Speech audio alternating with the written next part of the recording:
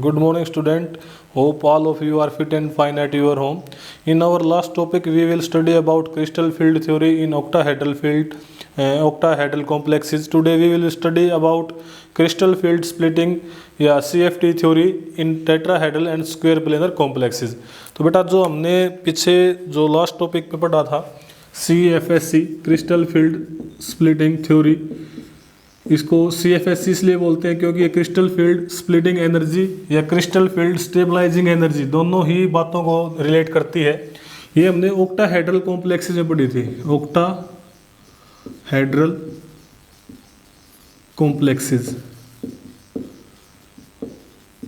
मैंने आपको बताया था कि जो हमारे पास डी ऑर्बिटल्स होते हैं वो डीजनरेट होते हैं, कैसे ऑक्टाहेड्रल जो कॉम्प्लेक्स बनते हैं, कैसे उनकी स्ट्रक्चर होती है, कैसे डी ऑर्बिटल की स्ट्रक्चर होती है, कैसे स्प्लिटिंग होती है, सारी चीज़ें आपको बताई थी। अब इसके यूजेस क्या हैं, CFSC के यूजेस क्या है बेटा? पहला जो यूज़ है वो बताता है कि कोई भी जो हमारा आप कॉम्प्लेक्स जो हमने बनाया है या जो कोई भी कॉम्प्लेक्स बनाओ कितना स्टेबल है या नहीं है। तो स्टेबिलिटी के बारे में बताती है बेटा, स्टेबिलिटी ऑफ कॉम्प्लेक्सेस। आपने स्पेक्ट्रोकेमिकल सीरीज पूरी पढ़ ली थी। स्पेक्ट्रोकेमिकल सीरीज में आपने पढ़ा था कौन से जो हमारे जो लीजेंड्स हैं वो वीक फील्ड हैं, कौन से जो लीजेंड्स हैं वो स्ट्रॉन्ग फील्ड हैं। तो स्टेबिलिटी ऑफ कॉम्प्लेक्सेस ये कैसे आएगी? तो सबसे पहले देखते हैं बेटा, हम कोई भी कॉम्प्लेक्स है या कोई भी हमारे पास डी की कन्फिग्रेशन है। डी की कन्फिग्रेशन हो सकती है हमारे पास D1, D2, D3, D4, D5, D6, D7, D8, D9 और D10। ये D1, D2, D3, D4 ये क्या है कि ये D ऑर्बिटल में एक इलेक्ट्रॉन है, D ऑर्बिटल में 2 इलेक्ट्रॉन है, D ऑर्बिटल में 3 इलेक्ट्रॉन है, D में 4 इलेक्ट्रॉन है, D ऑर्बिटल में 5 इलेक्ट्रॉन है। इसी तरीके से D ऑर्बिटल में 10 इलेक्ट्रॉन तक हमने लिख लिए हैं। हमारे पास दो तरीके के लीजेंड्स थे हमारे पास दो तरीके बेटा, स्ट्रॉन्ग फील्ड, स्ट्रॉन्ग, और दूसरा था बेटा वीक फील्ड।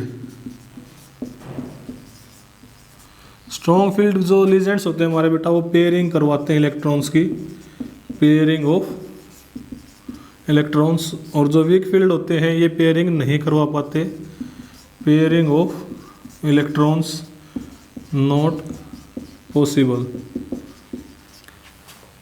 तो अब हमारे पास जो ये कन्फिगरेशन है बेटा D1 और D2, D1, D2, D3 वगैरह, ये दो तरीके की होंगी। हाई स्पिन कॉम्प्लेक्सेस में इनकी CFSC क्या होगी, और लो स्पिन कॉम्प्लेक्सेस में CFSC क्या होगी। तो इसके लिए कैसे निकालेंगे हम फॉर्मूला बेटा, हमारे पास इनको कैसे निकाला जाता है CFSC को हाई स्पिन कॉम्प्लेक्सेस में और लो स्पिन कॉम्प्लेक्सेस में। तो मैंने जब आपको शुरुआत में ऑक्टाहेड्रल फील्ड में हमने स्प्लिटिंग दिखाई थी कि ये हमारे पास 5 डीजनरेट ऑर्बिटल्स हैं D के,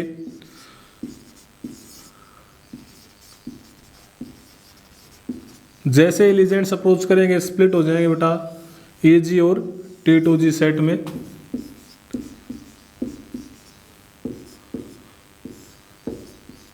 ये वेरी सेंटर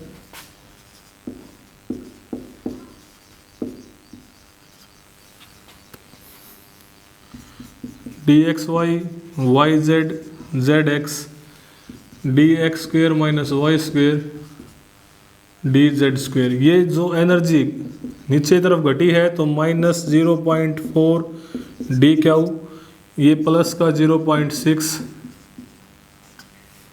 डेल नॉट बेटा, D क्या होगा डेल नॉट।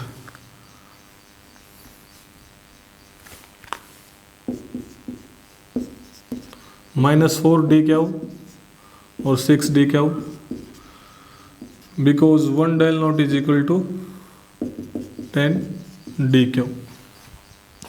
अब हम निकालते हैं बेटा, कैसे निकालोगे? मान लिया आपको गिवन जो भी चीज़ें हैं वो है D1 इलेक्ट्रॉनिक कन्फिग्रेशन, आपसे कहे कि लो स्पिन और हाई स्पिन दोनों में आप इसकी CFSC बताएं, तो कैसे निकालेंगे आप? D1 यानी D के पास एक इलेक्ट्रॉन है, एक इलेक्ट्रॉन कहाँ आएगा भाई? यहाँ आएगा एक इलेक्ट्रॉन, ठीक है। एक इलेक्ट्रॉन की एनर्जी कितनी होगी?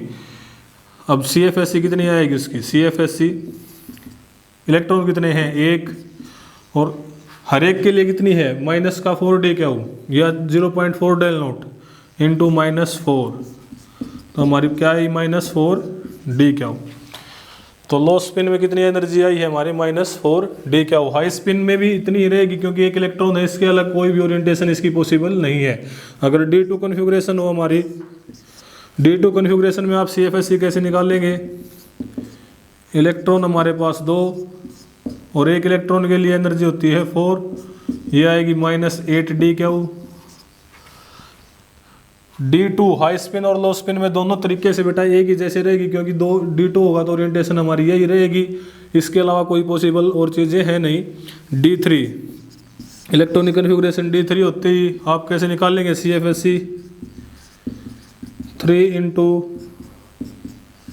-4 -12 डी क्यू।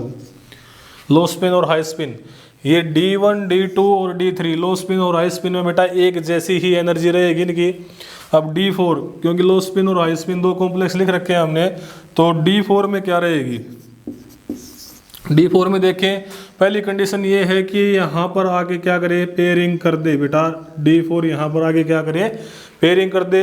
दूसरी कंडीशन क्या है कि D4 कहाँ चला जाए, ऊपर इस जो ऑर्बिटल है हमारा इसके अंदर चला जाए।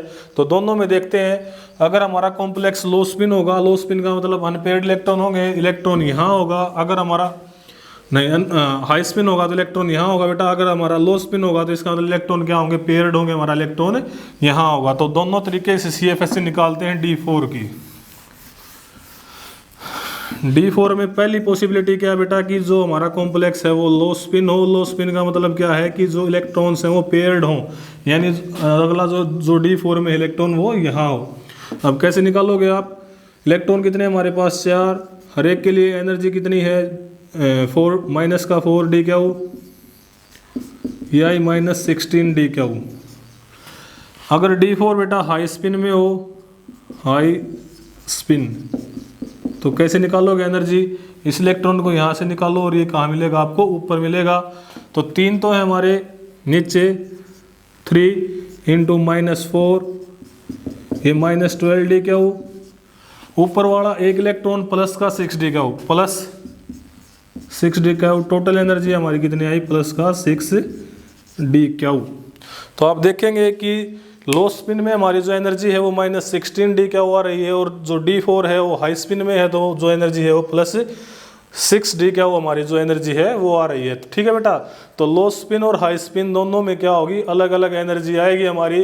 इस तरीके से हम जो CFSE है उसकी वैल्यू निकाल सकते हैं। जितनी ज़्यादा हमारी CFSE होगी हाई स्पिन के लिए, जितनी ज़्यादा हमारी CFSE होगी हाई स्पिन के लिए, उतना ही वो कॉम्प्लेक्स क्या होगा बेटा, स्टेबल होगा। जितनी कम CFSE होगी लो स्पिन के लिए, उतना ही वो कॉम्प्लेक्स क्या होगा बेटा, हमारा स्टेबल होगा। इसके बाद जो अगला यूज है वो बताता है बेटा इनका मैग्नेटिक मोमेंट। मैग्नेटिक मोमेंट निकालने के लिए हमारे पास फॉर्मूला है √n × n+2। हमें जो गिवन कॉम्प्लेक्स है, गिवन कॉम्प्लेक्स में क्या देखेंगे बेटा, हम गिवन कॉम्प्लेक्स में देखेंगे कि वो लो स्पिन है या हाई स्पिन है। इनको देखने के लिए क्या देखेंगे बेटा, जो हमारे पास लीजेंड्स हैं, लीजेंड्स जो हैं वो स्ट्रॉन्ग फील्ड है या वीक फील्ड है। अगर स्ट्रॉन्ग फील्ड लीजेंड्स होंगे बेटा वो पेयरिंग करवाएंगे, कॉम्प्लेक्स कैसा रहेगा हमारा, लो स्पिन रहेगा। अगर वीक फील्ड लीजेंड्स होंगे वो पेयरिंग नहीं करवा सकते, कॉम्प्लेक्स कैसा रहेगा बेटा, हाई स्पिन रहेगा। इसी तरीके से हमें पता चल जाएगा कितने हमारे पास अनपेयर्ड इलेक्ट्रॉन है, और हम मैग्नेटिक मोमेंट निकाल सकते हैं, क्योंकि n क्या होता है, नंबर ऑफ अनपेयर्ड इलेक्ट्रॉन्स। तो आप इजीली बता सकते हैं कि उसका मैग्नेटिक मोमेंट क्या रहेगा। इस तरीके से आपने मैग्नेटिक मोमेंट निकाल लेना है। अगला जो हमारा है यूज बेटा वो है कलर। कलर के बारे में बताते हैं आपको।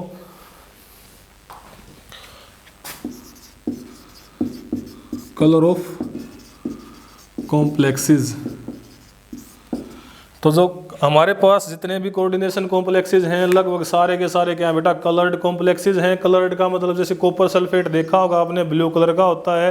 टाइटेनियम का वाटर के साथ कॉम्प्लेक्स है, वो पर्पल कलर का होता है। जितने भी कोऑर्डिनेशन कंपाउंड्स हमारे वो कलर्ड होते हैं। कलर के पीछे रीजन क्या बताया गया था आपको, डी ट्रांजिशन। डी ट्रांजिशन का मतलब क्या होता है बेटा, अभी आपको समझाते हैं। हमारे पास जो डिजेनरेट ऑर्बिटल थे वो लीजेंड्स के अप्रोच करने के बाद स्प्लिट हो जाते हैं। नीचे डी हमारे पास 3 डिजेनरेट ऑर्बिटल मिलेंगे, ऊपर 2। तो जैसे ही हम इनको एनर्जी देंगे, ये एनर्जी को एब्जॉर्ब करेंगे। एब्जॉर्ब करने के बाद ट्रांजिशन यहाँ से इलेक्ट्रॉन यहाँ ट्रांजिट कर जाएगा। वापस आते वक्त या जो एनर्जी उसने एब्जॉर्ब की है उसका कंप्लीमेंट्री कलर हमें दिखाई देगा बेटा। कैसे दिखाई देगा, विबग्योर का हमारे पास फॉर्मूला है, आप इंडिका छोड़ सकते हैं।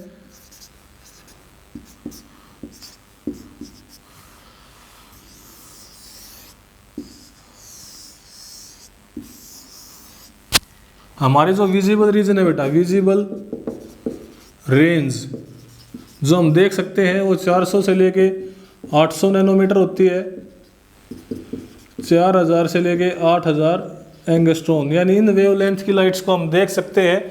जैसे ही किसी कोऑर्डिनेशन कॉम्प्लेक्स के ऊपर लाइट गिरेगी वो क्या करेगा, इनमें से या तो ब्लू कलर को एब्जॉर्ब करेगा, या ग्रीन कलर को एब्जॉर्ब करेगा, या येलो को, ऑरेंज को, रेड को, किसी ना किसी जो वेवलेंथ की रेडिएशन है उनको एब्जॉर्ब करेगा। अगर उसने रेड कलर को एब्जॉर्ब किया तो दिखाई देगा बेटा हमें ग्रीन। अगर वो ब्लू कलर की रेडिएशंस को एब्जॉर्ब कर रहा है तो कैसा दिखाई देगा, ऑरेंज। अगर वो येलो कलर की जो रेडिएशन है उनको एब्जॉर्ब करता है तो कैसा दिखाई देगा बेटा, वॉयलेट। यानी जो कलर उसने एब्जॉर्ब किया है उसका कंप्लीमेंट्री कलर हमें उसके अंदर दिखाई देगा। कॉपर सल्फेट ब्लू कलर का दिखाई देता है तो इसका मतलब क्या है, वो ऑरेंज कलर को क्या कर रहा है बेटा, एब्जॉर्ब कर रहा है। एनर्जी, अगर आपको वेवलेंथ दे रखी है किसी की तो एनर्जी निकालनी है तो आपको कैसे बताओगे। एनर्जी का फॉर्मूला हमारे पास, एनर्जी H इंटू न्यू होता है C अपॉन लैम्डा, तो C अपॉन लैम्डा, और इसको आपने एवोगैड्रो नंबर से मल्टीप्लाई करना है तो हमारे पास क्या आ जाएगी, किसी भी जो गिवन वेवलेंथ है। मान लिया आपको कोई वेवलेंथ दे दे कि आपको क्या 8000 एंगस्ट्रॉन वेवलेंथ दी गई है, उसकी एनर्जी निकालें तो आपको वेवलेंथ का पता है 8000 एंगस्ट्रॉन। ये फ्लैंक कांस्टेंट की वैल्यू होती है 6.626 इंटू 10⁻⁻30 किलोग्राम मीटर स्क्वायर पर सेकेंड। एन नोट की वैल्यू आपको पता है, Avogadro number, C speed of light, सभी की वैल्यूज आपको पता है। लैम्डा गिवन होगा तो आप एनर्जी इजीली बता सकते हैं। तो बेटा जो कॉम्प्लेक्सेस हैं कोऑर्डिनेशन कंपाउंड्स के, वो कलर्ड क्यों दिखाई देते हैं, वो इसलिए दिखाई देते हैं जैसे ही उनके ऊपर लाइट गिरेगी तो क्या करेंगे, विजिबल रेंज में से किसी भी लाइट को एब्जॉर्ब कर लेंगे। विजिबल रेंज से एब्जॉर्ब की है तो उसका जो कंप्लीमेंट्री कलर है हमें वो दिखाई देगा। इसलिए कि सारे के सारे कॉम्प्लेक्सेस आपको कैसे दिखाई देते हैं, कलर्ड दिखाई देते हैं। कुछ कॉम्प्लेक्सेस जो हैं वो कलर्ड नहीं होते हैं, कि वो वाइट होते हैं। उनके पीछे क्या है, उनके पास अनपेयर्ड इलेक्ट्रॉन्स नहीं हैं, या जो कॉन्फ़िगरेशंस हैं वो ऐसी हैं बेटा कि यहाँ से यहाँ ट्रांजिशन पॉसिबल नहीं है। मान लिया जो हमारे पास D10 कॉन्फ़िगरेशन है, ऐसा है तो D10 में क्या है, यहाँ से यहाँ इलेक्ट्रॉन नहीं जंप कर सकते क्योंकि जो ऑर्बिटल्स हैं वो क्या है बेटा, पूरे की पूरे फुली फील्ड हैं। ठीक है, तो कुछ कॉन्फ़िगरेशंस ऐसी हैं, D0 है, D5 है और D10। ये कॉन्फ़िगरेशंस ऐसी हैं जिनमें जो कॉम्प्लेक्सेस होंगे वो कैसे होंगे, वाइट कलर के होंगे बेटा, वाइट कलर्ड, क्योंकि ट्रांजिशन पॉसिबल नहीं है यहाँ से यहाँ। बाकी सारे के सारे आपको कैसे दिखाई देंगे, कलर्ड दिखाई देंगे बेटा। इसके बाद है CFSC, splitting of square planar complexes and tetrahedral complexes. Crystal field theory को अप्लाई करेंगे बेटा हम किस में, स्क्वायर प्लेनर में, और दूसरा टेट्राहेड्रल में। तो पहले लेते हैं स्क्वायर प्लेनर। स्क्वायर प्लेनर में क्या होगा, स्ट्रक्चर कैसी होती है बेटा स्क्वायर प्लेनर की, कि जो हमारा प्लेन है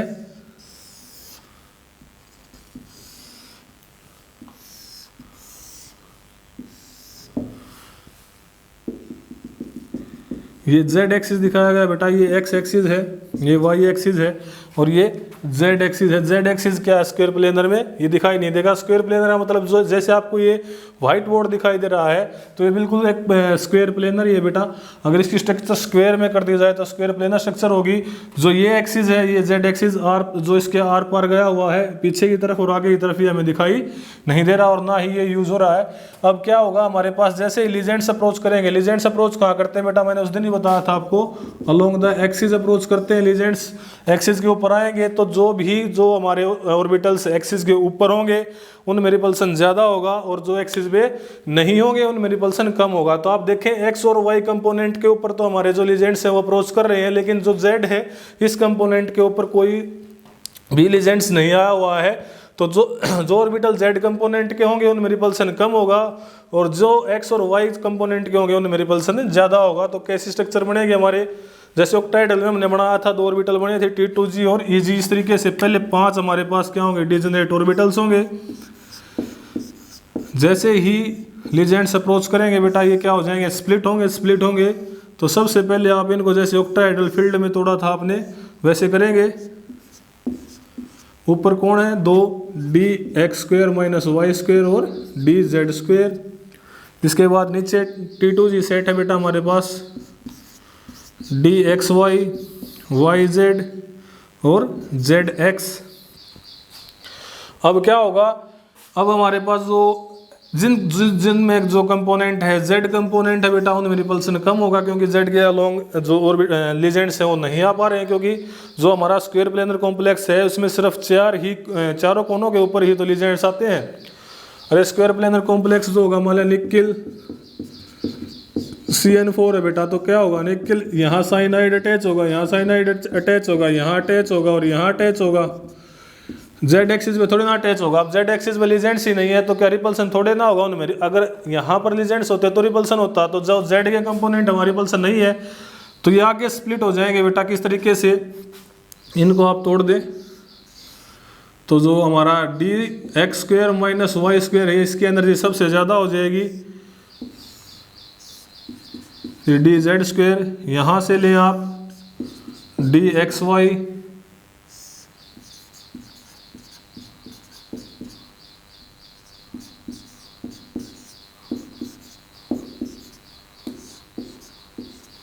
तो इस तरीके से हमारी स्प्लिटिंग हो जाएगी स्क्वायर प्लेनर कॉम्प्लेक्सेस में। यानी जो जेड के जिनमें एक्स और वाई कंपोनेंट थे वहाँ पर रिपल्सन ज़्यादा तो उनकी एनर्जी हाई हो जाएगी बेटा। जिनमें जो जेड के कंपोनेंट थे वहाँ पर रिपल्सन कम, उनकी एनर्जी कम हो जाएगी। खाली आपको डायग्राम याद करना है स्क्वायर प्लेनर का।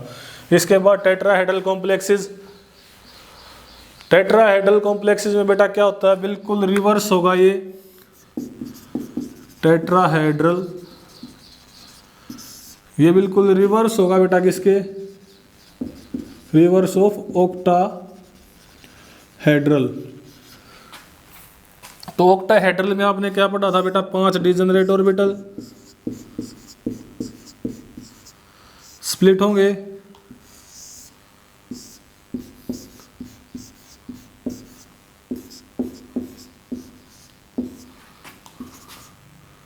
x² - y² dz² dxy yz और zx।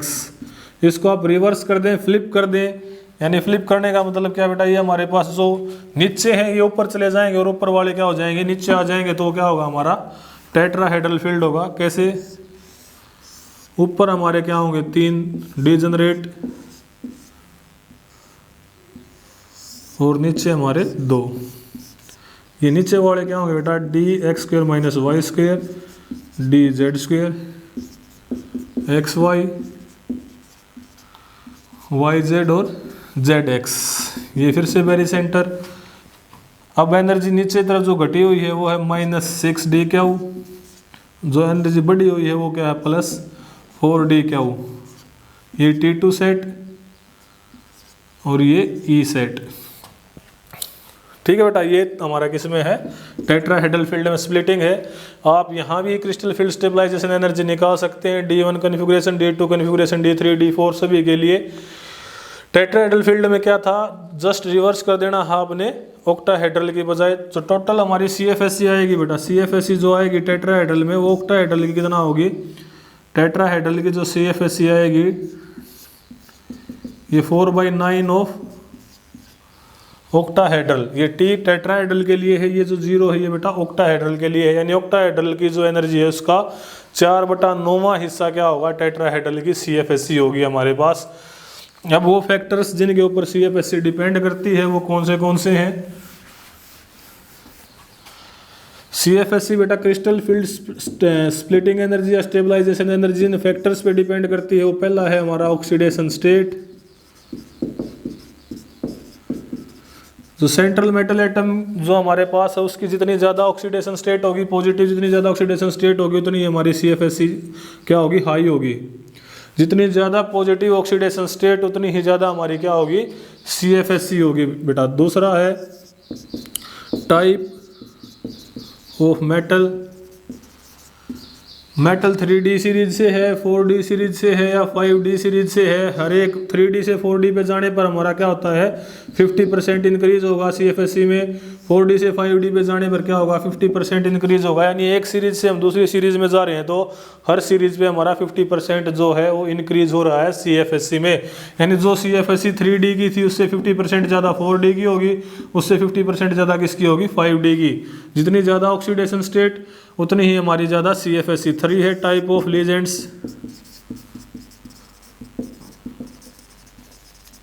बेटा स्ट्रॉन्ग फील्ड लीजेंड्स जो है हमारे उनकी CFSE ज़्यादा होगी, हाई CFSE। और जो बेटा वीक फील्ड लीजेंड्स हैं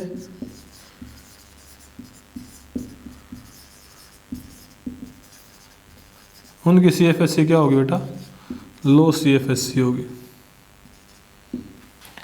तो कुछ एक CFSE को बताने वाले बेटा कि ऑक्सीडेशन स्टेट पे कैसे डिपेंड करती है, टाइप ऑफ मेटल पे कैसे डिपेंड करती है, टाइप ऑफ लीजेंड्स पे कैसे डिपेंड करती है। तो ये सारी की सारी आपको पता होनी चाहिए। जितनी ज़्यादा ऑक्सीडेशन स्टेट उतनी ज़्यादा CFSE। मेटल का टाइप वो 3D से है, 4D से है या 5D से है। तो अगर 3D से होगा कोई मेटल और अगला जो कॉम्प्लेक्स हो 4D से है तो 4D वाले कॉम्प्लेक्स की CFSE ज़्यादा होगी बजाय किसके, 3D वाले से। टाइप ऑफ लीजेंड्स में क्या होगा, स्ट्रॉन्ग फील्ड लीजेंड्स ज़्यादा स्प्लिट कर देंगे और वीक फील्ड लीजेंड्स क्या करेंगे बेटा, कम स्प्लिट कर पाएंगे। तो जो CFSE है स्ट्रॉन्ग फील्ड लीजेंड्स की वो ज़्यादा होगी और वीक फील्ड की कम होगी। सारा का सारा एक बार फिर से रिवाइज करवा देता हूँ आप लोगों को। जो हमने CFSE पढ़ी बेटा ये किस काम आती है, हमने ऑक्टाहेड्रल फील्ड में पढ़ ली थी। उसके बाद हम क्या करेंगे, अलग अलग जो कॉन्फ़िगरेशंस हैं उनके लिए CFSE निकाल के देखेंगे। उसके बाद हमने स्क्वायर प्लेनर कॉम्प्लेक्सेस में पढ़ी है, फिर टेट्राहेड्रल कॉम्प्लेक्सेस में। स्क्वायर प्लेनर कॉम्प्लेक्सेस का आपको सिर्फ डायग्राम याद रखना है। टेट्राहेड्रल जो है वो ऑक्टाहेड्रल का बिल्कुल इनवर्स होता है बेटा। जैसे आप ऑक्टाहेड्रल फील्ड को याद कर लें तो उसका इनवर्स कर देंगे तो हमारे पास क्या आ जाएगा, टेट्राहेड्रल फील्ड आ जाएगा। इसके बाद ये हमें काम कहाँ आती है, ये स्टेबिलिटी के बारे में बताने के, मैग्नेटिक मोमेंट के बारे में बताने की, और जो कलर्ड कॉम्प्लेक्सेस हैं वो कैसे कलर्ड कॉम्प्लेक्सेस बने, क्यों बने, वो DD ट्रांजिशन की वजह से, और एनर्जी निकालने का फॉर्मूला मैंने आपको बता दिया है। इसके बाद सो CFSE है वो किन फैक्टर्स पे डिपेंड करती है, वो ये हमारे फैक्टर्स हैं। Hope all of you understand this topic very well. If you have any doubt please tell me about this. Thank you बेटा।